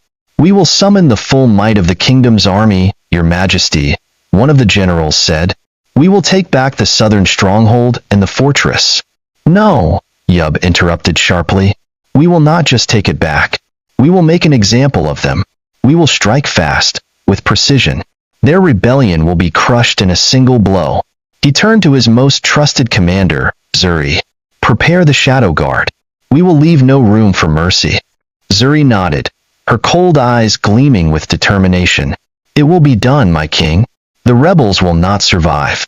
As the king's forces mobilized for their counterattack, the tension in the kingdom reached a fever pitch. The rebels, though victorious, knew that they would have to fight harder than ever before to secure their future. Kelechi and his commanders had been planning their next move for days. They knew the king's army would be large, and his counterattack would come swiftly, but they also knew that Yub's arrogance could be his downfall. The king believed that his strength alone would be enough to crush the rebellion, and Kelechi intended to exploit that. "Zuri will be expecting us to strike head-on," Kelechi said, leaning over the map of AI. "But if we can draw her out of hiding, we can defeat her and the Shadow Guard before the king's full force arrives." Ikena's eyes gleamed with excitement. "We'll use their arrogance against them. We'll make them think they're closing in on us, then strike when they least expect it." Amara, ever the cautious strategist, spoke up. "We'll need to act fast. We can't afford to make mistakes. If Zuri gets wind of our plan before we move, we'll be walking into a trap of her own." Kelechi nodded grimly. "That's why we need to be in and out before she even realizes what's happening. We strike at night, move like shadows. The northern clans will assist us in the maneuver. We'll split our forces into 3 groups, one to draw Zuri's attention, one to take out her forces, and the third to secure our escape." The plan was risky, but it was their best chance. Zuri and the Shadow Guard were formidable, but even they could be outsmarted. The moon hung high in the sky, casting an eerie glow over the landscape as Kelechi's forces moved into position. The night was still, the only sounds the rustling of leaves in the wind and the soft clink of armor as the rebels prepared for what was to come. Kelechi stood at the edge of the forest, his heart pounding in anticipation. Tonight, the balance of power in AI would shift. If they succeeded, they would cripple Yub's forces and break the back of his reign. If they failed, the rebellion would be finished. Ikena's group was already in position, ready to draw out the shadow guard. Amara and her warriors would take the center, pushing towards the heart of Yub's camp, and Kelechi would lead the third group, a small, elite force, directly into the heart of the shadow guard stronghold. This is it, Kelechi muttered to himself. No turning back. They moved swiftly, their steps light on the forest floor. Kelechi's heart raced as he led his group deeper into enemy territory, each step bringing them closer to their goal. In the distance, a flare shot into the sky, a signal that Ikena had begun his part of the plan. The night was alive with movement as the rebels executed their assault. Then, from the darkness, the shadow guard appeared. Zuri, silent as death, led the charge, her eyes scanning the forest for any sign of movement. She had been expecting this. Kelechi could see the confidence in her eyes, the belief that she had anticipated every move. But she had not anticipated him. Kelechi and his group emerged from the shadows, flanking Zuri's forces from both sides. The fight that ensued was swift and brutal. Kelechi's sword clashed against Zuri's, the two locked in a deadly dance, each strike a test of strength and resolve. You think you can defeat me, Kelechi? Zuri hissed, her eyes narrowed in fury. You're just a farmer. You've always been beneath me. Kelechi's jaw tightened.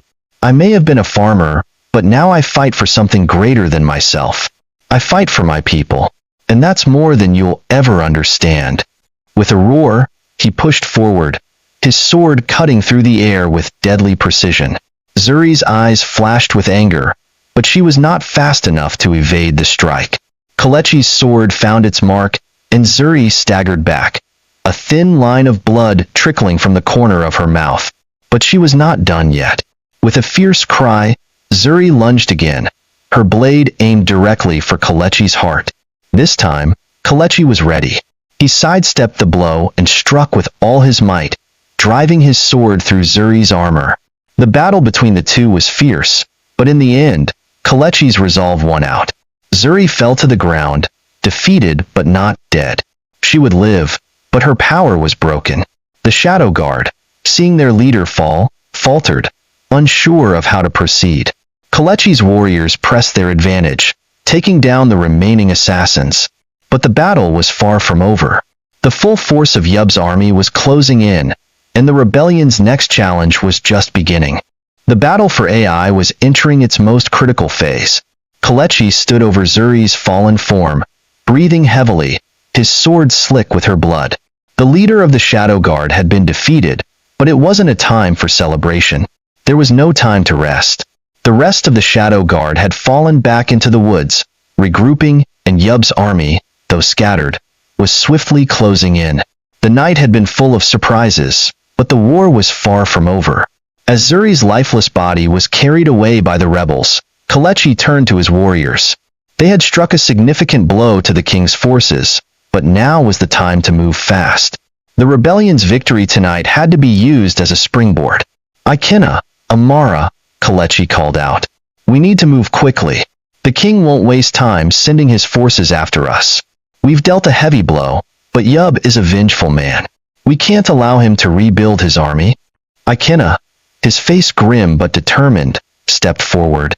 I agree. We've won the night, but we need to ensure we have the upper hand when morning comes. I'll take my men and continue to disrupt his supply lines. Every shipment he receives will be an opportunity for us. Good, Kelechi nodded. Amara, take your warriors and lead an assault on his northern encampment. We can't allow Yub to regroup there either.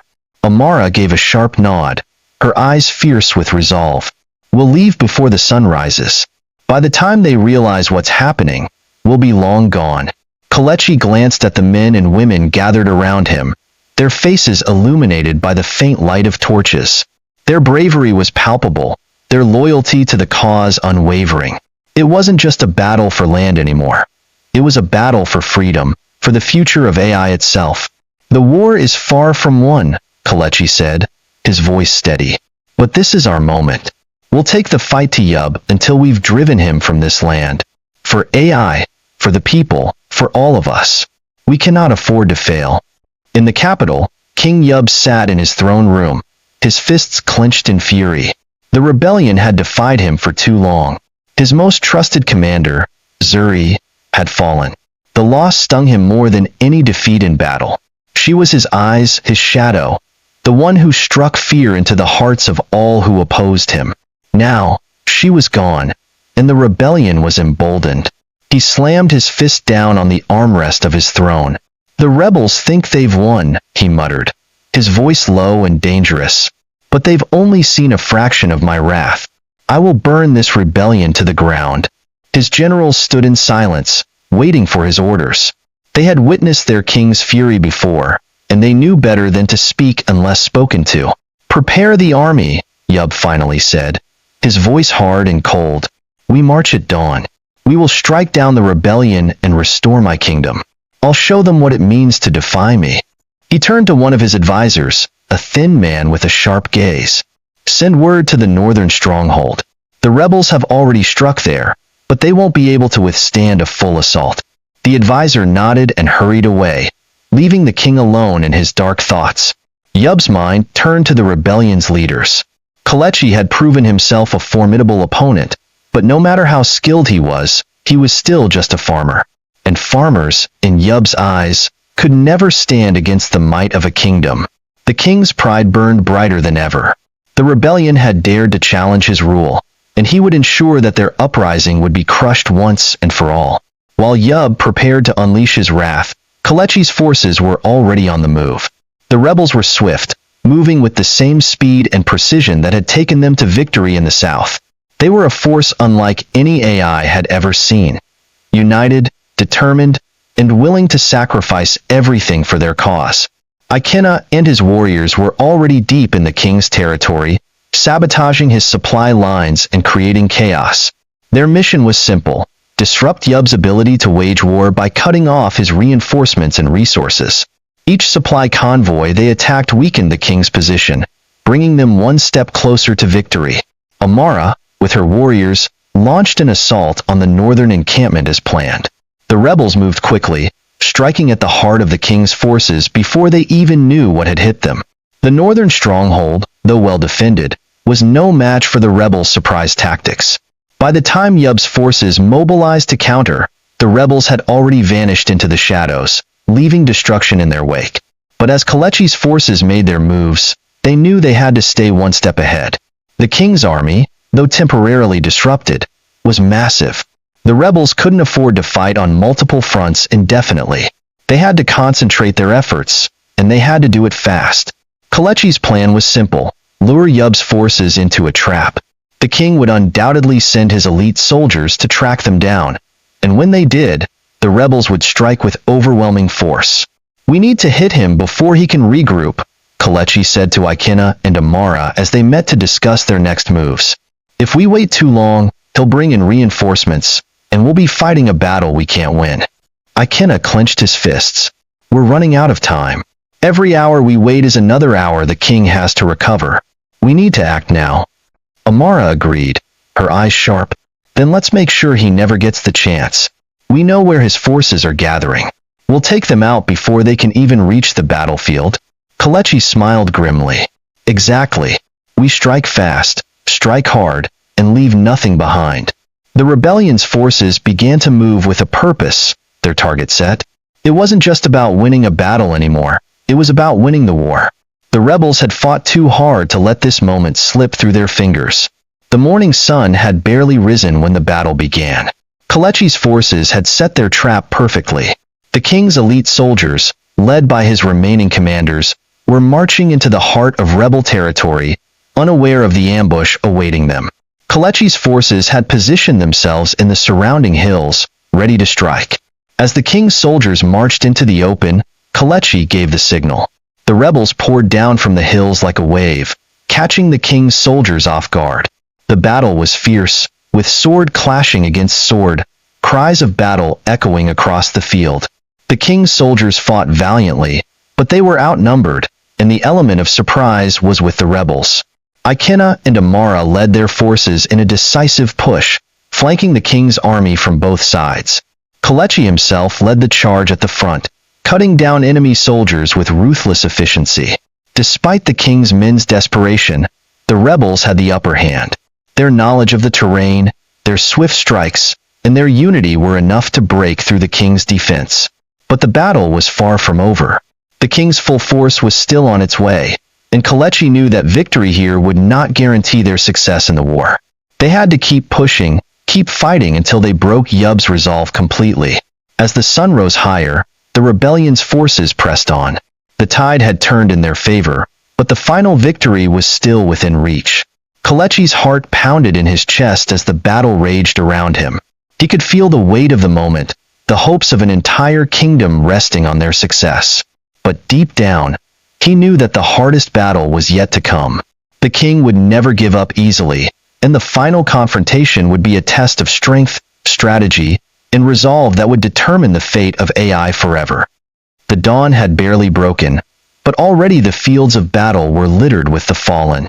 The rebels, having struck hard and fast, were gaining ground. But Kelechi knew that the true test was yet to come. King Yub's main army was still on the move, and they were not to be underestimated. The full might of the king's forces would arrive soon, and the rebels had to be ready. Kelechi stood tall, scanning the battlefield. The king's elite soldiers were retreating, but they would regroup soon enough. It was not a time for complacency. "Ikena, Amara," Kelechi called, his voice low but firm. "We need to finish this before Yub's main army arrives. We'll use everything we've learned to set up a final strike. Fast, brutal, and decisive." Ikena approached, his expression grim but determined. "We've already dealt a heavy blow to the king's soldiers, but we can't let up now. We'll need to concentrate all our forces at the central point, his command post. If we can take that, we take away his ability to lead his army." Amara joined them, her hand gripping her sword. "We'll flank him from the north. The king's army is large, but it's disorganized. If we hit them from two sides at once, they won't be able to form a proper defense."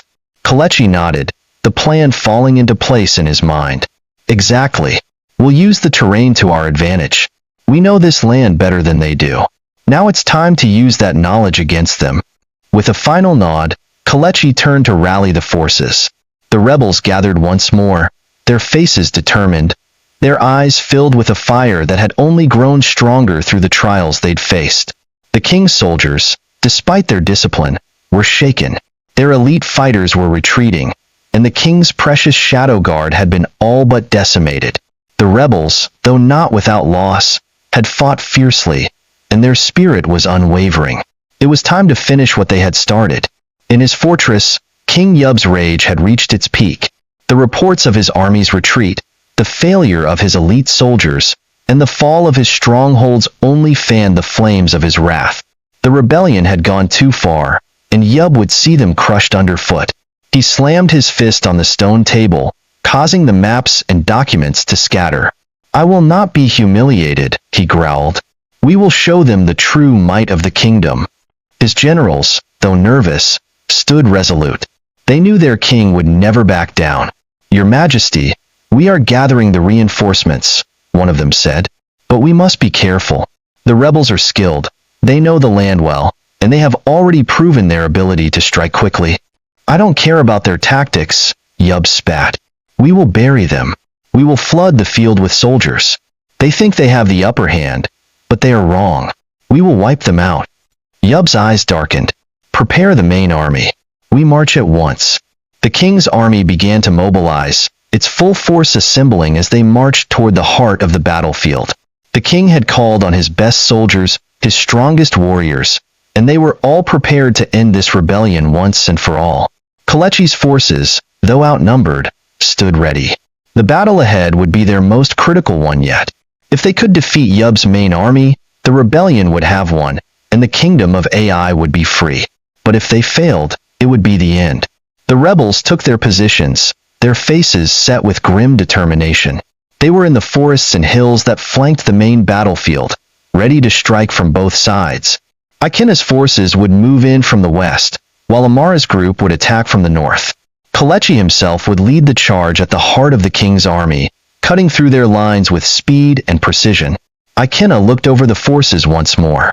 "Remember, this is not just about victory. It's about freedom. We fight for the people of AI, for their future. Today, We end the rule of a tyrant. The rebels, their weapons in hand, let out a unified cheer. They had been through so much to get to this point, and they would not back down. As the king's army began to arrive, Kelechi's heart beat faster. The time had come. He turned to Amara and Ikenna one last time. His eyes filled with resolve. "This is it," he said. "We win today or die trying. For AI. For AI." The rebels roared in unison, a sound that reverberated through the hills. The battle was upon them. The two armies collided with the force of a storm. King Yub's forces, massive and well-disciplined, clashed against the smaller but more agile rebel army. The rebels fought with everything they had, driven by the knowledge that their homes, their families, their very lives depended on this victory. Kelechi led his forces at the front, his sword flashing through the air as he cut down enemies with brutal precision. The king's soldiers, though experienced, were not prepared for the swiftness of the rebel strikes. Ikenna's forces hit the king's left flank, while Amara's warriors took the right. Together, the rebel forces surrounded the king's army, forcing them into disarray. But Yub was no fool. The king, sitting high on his warhorse, commanded his forces with a cold, calculating precision. He had watched his soldiers fall before, and he had learned from it. Now, he would do everything in his power to crush the rebels in one decisive stroke. His generals rallied the soldiers, and the king's army began to form a defensive line. They regrouped, holding firm as the rebels pressed in on all sides. Despite their initial advantage, the rebels were beginning to feel the weight of the king's forces. The ground beneath their feet shook with the pounding of hundreds of soldiers. Kelechi's heart raced. The rebels had been winning, but Yub's soldiers were not easily broken. If they couldn't push forward, they would be surrounded. He called out to his warriors, "Hold your ground. We cannot falter now. We must press on." But even as he gave the order, Kelechi knew that the true battle would come in the center, where he would face Yub himself. With a roar, Kelechi charged toward the king's position, cutting a path through the enemy soldiers. He could see Yub in the distance, his warhorse towering above the chaos. The moment of truth was at hand. As Kelechi closed in, the king raised his sword, his eyes filled with fury. "You are nothing but a farmer," he shouted. "You will fall before me, just like the rest of your kind." Kelechi's eyes narrowed, and his sword gleamed in the sun. "Not today, Yub. Not today." The two men met in the heart of the battlefield, their swords clashing with a sound that echoed through the chaos. The battle had come down to this, Kelechi against the king, and only one would emerge victorious. The battlefield, once filled with the sounds of battle, was now eerily quiet in the heart of the chaos. Kelechi and King Yub faced each other, their swords drawn and gleaming under the harsh sunlight. Around them, the battle continued to rage, but it was as though the entire world had narrowed to this singular moment. Kelechi stood tall, his grip on his sword firm. The weight of the rebellion rested on his shoulders, and he couldn't afford to fail. Yub, on the other hand, seemed a pillar of rage and authority, his gaze cold and calculating. "You think you can defeat me?" Yub sneered, raising his sword high. "I am the king of AI. I have crushed armies and kingdoms far greater than your pitiful rebellion. You are nothing but a mere peasant. I will break you." Kelechi met his gaze without flinching. "You may be a king, but you've forgotten what it means to truly rule," he said. His voice was steady, the calm before the storm. "True power isn't in ruling through fear. It's in leading with the strength of the people, and you've lost that." With a roar, Yub lunged forward, swinging his sword with deadly intent. The sound of steel clashing against steel filled the air as Kelechi expertly parried the blow, his own sword flashing as he countered. The two men danced across the battlefield, their swords a blur of motion. Every strike from Yub was heavy, fueled by years of tyranny and rage. But Kelechi was faster, his movements precise, honed by years of struggle and sacrifice. "You can't win, Kelechi," Yub hissed, sweat dripping from his brow. "You've taken my lands, my soldiers, my shadow guard, but you cannot take my throne." Kelechi's eyes burned with resolve. "I'm not here to take your throne, Yub," he replied. "I'm here to take your tyranny, to take your rule of fear. That's what ends today."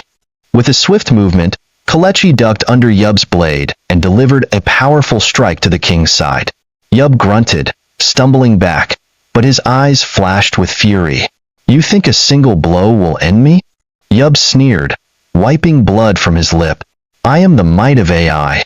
I will not fall." Kelechi didn't respond. Instead, he stepped forward with an unrelenting force, swinging his sword once more. This time, it was with a fierce power, driven by the memories of every family displaced, every village destroyed, and every life lost to Yub's cruelty. His sword met Yub's chest with a sickening thud. The king's eyes widened in shock, his body faltering as he staggered back, his sword slipping from his hand. He looked down at the wound, deep, fatal, and then back at Kelechi, a flicker of disbelief crossing his face. You were just a farmer," Yub whispered, his voice breaking. "How could you?" Kelechi stepped forward, his face hard as stone. "I was a farmer, but I wasn't just a farmer. I was the son of the land. I was a son of AI. And today, the people rise." With one final, decisive motion, Kelechi swung his sword with all his might. The king's reign, built on bloodshed and fear, ended with a single strike. Yub fell to the ground, lifeless, his eyes staring blankly at the sky above. The once feared king of AI had been defeated. Kelechi stood over him, chest heaving with the exertion of battle. But there was no time to celebrate. The war was not yet won. With Yub's death, the battle raged on. The king's forces, leaderless and disorganized, began to crumble. The rebel forces, sensing victory, pressed forward with relentless determination. The soldiers who had once followed Yub now found themselves fighting for survival, their morale shattered with the fall of their king. Ikena and Amara, watching from their positions on the flanks, saw the shift in the tide. The rebel forces surged forward, cutting through the disarray of Yub's army like a tidal wave. "The king is dead," Amara said, her voice filled with both relief and caution. "But we must make sure the battle doesn't turn in their favor. We need to finish it." Ikena nodded, his gaze fixed on the battlefield. "The king's death will break their morale, but we must keep pushing. They are scattered now. This is our moment." Together, they led the charge, and the rebels followed suit, pushing Yub's remnants off the field. The soldiers who had remained loyal to the king surrendered or fled, their will broken. It was a brutal, hard-fought victory, but in the end, the rebels had claimed it. They had won the battle, and with it, the future of AI. As the sun set on the battlefield, the rebels gathered their wounded and counted their dead. There were many, too many, but there was also hope. The kingdom of AI, long oppressed under King Yub's rule, was finally free. Kelechi stood on a hill overlooking the battlefield, his eyes somber as he surveyed the aftermath. The field was littered with bodies, both rebel and royal. The bloodshed had been heavy, but there was something else in the air now. The smell of freedom. Beside him stood Ikena, his face still grim despite the victory. "We've done it, Kelechi," he said softly. "But at what cost?" "We did what we had to do," Kelechi replied, his voice quiet. "The people of AI will remember this day. We fought for their future, for their children. We gave them the chance they never had. But the work is only beginning," Ikena said. "AI needs a new leader. The people will want someone they can trust, someone who will lead them with both power and compassion." Kelechi turned to face him. "You are the one they need, Ikena. You're the future of AI. You're the one who can rebuild this kingdom, not with the iron fist of a tyrant, but with the strength of a just ruler." Ikena hesitated, but there was no denying the truth in Kelechi's words. He had been a prince once, but now, he was the hope of the people. "I'll do it," Ikena said, his voice steady. "I will rebuild AI, but I need your help, Kelechi. You've fought for this kingdom, for the people. You've earned your place in this new world. Together, we can make AI what it was always meant to be." Kelechi smiled, his heart finally light. "Then we will build it together. For the people. For AI." The sun dipped below the horizon, casting the land in a soft, golden light.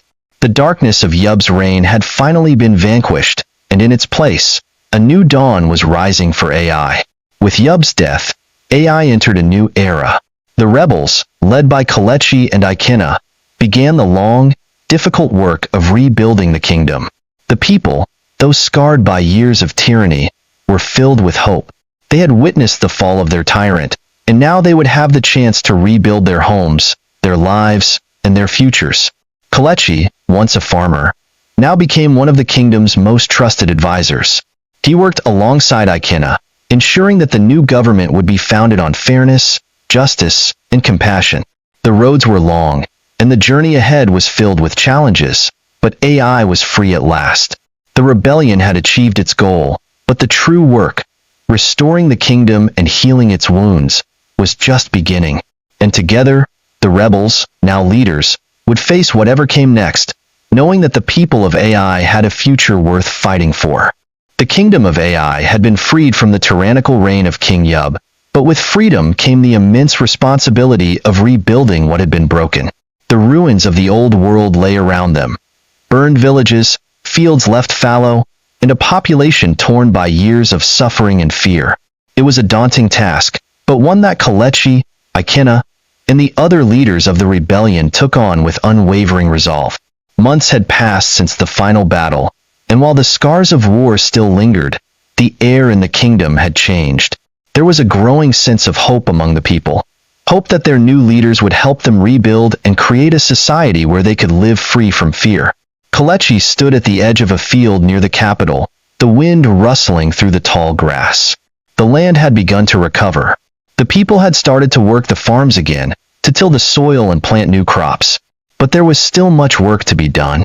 Ikena, Kelechi called, turning as he saw the prince approaching. We've made progress, but the people are still wary. They've lived in fear for so long. They don't know if this peace will last. Ikena nodded solemnly. I understand. The fear runs deep. The people have been oppressed for so long, they don't know what it's like to be free. We can give them a new government, new laws, but trust takes time. Kelechi's expression softened. It's not just about trust, though. It's about showing them that we're different from Yub, that we're not here to rule them with fear, but to guide them with wisdom and care. Ikena's eyes gleamed with determination. We'll make sure they know that. We'll work with the people, not against them. This kingdom will be built from the ground up, together. They stood in silence for a moment, watching the people work in the fields. There was a quiet sense of unity now, a sense that things could change, that they could be part of something new. But even as they looked forward, Kelechi knew that the road ahead was still uncertain. There were those who had supported King Yub, those who had benefited from the old regime and would do anything to see it return. And while the battle for the throne was won, the battle for the soul of the kingdom had only just begun. While the new government was being formed, not everyone in AI had embraced the changes. Word of Yub's death and the rise of the rebel leaders had spread across the kingdom like wildfire, and not all of it was met with approval. In the distant northern reaches of AI, a group of former loyalists to Yub's regime gathered in secret. They were discontented, angry, and most of all, eager to restore the old order. Their leader, a former general in Yub's army named General Koma, had been one of the king's most trusted commanders. After the king's death, he had gone into hiding, but he had never given up on the idea of retaking the throne. Koma's base was deep in the northern mountains, a place known for its rugged terrain and difficult access. There, he met with his closest allies, those who had once been high-ranking officers and members of Yub's elite guard. Together, they plotted in secret, waiting for the right moment to strike. The kingdom is in disarray, Koma said, his voice cold and filled with bitterness. Yub is dead, but the rebellion is just as weak as the people they claim to protect. They are nothing but farmers and thieves. The people still fear us, they just don't know it yet. We can restore AI to its rightful rulers. One of Koma's allies, a woman named Nadia, nodded. The new leaders don't have the strength to hold the kingdom together. The people will grow tired of their false promises. Will rise when they falter. Koma's eyes narrowed. We wait for the right moment. When the people show their weakness, we will strike. We will take back AI, and we will restore it to its former glory. His voice dripped with cold ambition, but there was something else in his eyes, fear. He knew the kingdom was fragile, and with each passing day, the people's trust in the new leaders grew stronger. If they didn't act soon, their chance might slip away. Back in the capital, life was slowly returning to a semblance of normalcy. The people were beginning to rebuild their homes, repair the damaged infrastructure, and replant the fields that had been ravaged during Yub's reign. But there was one thing that still troubled Kelechi and Ikena: the growing unrest among the old loyalists, those who still clung to the memories of Yub's rule. The day came when a group of these loyalists, led by a man named Verek, approached the gates of the capital. They were armed and determined, claiming that they would restore the true order of AI. Their message was clear. The rebellion had taken too much from them, and they would not stand by while the new rulers destroyed everything the kingdom had once been. Kelechi was the first to hear of their arrival. He gathered his closest allies, including Ikena and Amara, to discuss their next move. The time for diplomacy was over. It was clear that these loyalists would not be swayed by words alone. "We can't ignore them," Kelechi said, his voice grim. "They've come with weapons. This isn't a request for peace, it's a challenge. They've come to test us." Ikena's expression hardened. "We can't let this group tear apart what we've worked so hard for. If they attack, we'll defend the kingdom. But we must also show the people that we won't allow this to escalate into another war." Amara, who had grown to become one of Kelechi's most trusted advisors, spoke up. "There is another way. We can offer them a choice. We give them a chance to surrender. If they lay down their weapons and accept the new government, we offer them amnesty. If they refuse, we defend our kingdom with everything we have." Kelechi considered this for a moment. The idea of amnesty was tempting. It would show the people that the rebels were not just a new form of tyranny. They were offering a chance for redemption. But there was also a risk. These loyalists might be too entrenched in their old ways to accept such an offer. "We'll give them that chance," Kelechi said at last. "But we'll be ready for whatever happens. I won't let this kingdom fall back into the hands of tyrants." As they prepared for the confrontation, the people of the capital gathered to watch. The tension was palpable. The streets, once filled with the sounds of life, now stood in silent anticipation. Would the new rulers succeed in quelling this uprising, or would they face the rise of a new enemy? The gates of the capital opened, and Kelechi and Ikena, along with their closest allies, stood at the forefront, facing the group of loyalists who had come to challenge them. Verek, their leader, stepped forward. His eyes narrowed with suspicion and anger. "You think you can rule us now?" Verek spat, his voice filled with venom. "You took everything from us, our land, our position, our king, and now you ask us to submit to you like cowards?" Kelechi met his gaze with a calm, unwavering stare. "We didn't take anything from you, Verek. We fought for the freedom of this kingdom, and now we offer you a chance. Lay down your weapons, join us, and we will rebuild this kingdom together." Verek sneered. "You think we'll forget the years we spent under your thumb? You think we'll bow down to the very people who destroyed everything we knew?" Ikena stepped forward, his voice strong and commanding. "No one is asking you to forget the past, but we are asking you to help build the future. This kingdom does not belong to one man or one group. It belongs to all the people of AI. If you want to be part of that future, then join us. Lay down your weapons." The loyalists hesitated, looking at each other. The tension in the air was thick, and for a moment, it seemed like the conflict could erupt into another battle. Then, unexpectedly, one of Verek's men stepped forward, his sword lowered. Perhaps we can find a way to work together," he said, his voice hesitant but earnest. Kelechi's heart skipped a beat. Was this the moment they had been hoping for? Was the kingdom truly on the brink of peace? But Verek, sensing the wavering in his ranks, bellowed, "Cowards!" The moment was lost. The standoff had only just begun.